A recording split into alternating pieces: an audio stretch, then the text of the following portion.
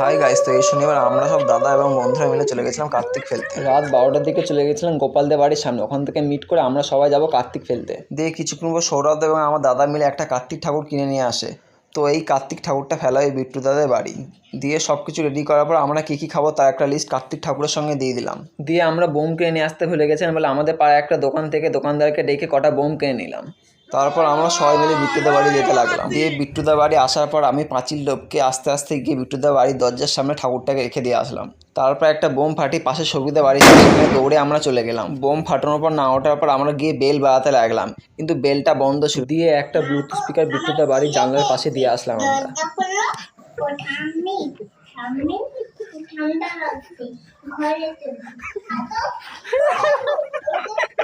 তারপর বিট্টুদা ও বৌদি বেরোনোর পর কার্তিক ঠাকুরটা ঘরে তুলে নিয়ে গেল। তারপর আমরা সবাই বাড়ির দিকে রওনা দিলাম। তো আজকের মতো মিনি ব্লগটা এইটুকু, আবার দেখা হচ্ছে নতুন কোনো মিনি ব্লগে। তো বাই।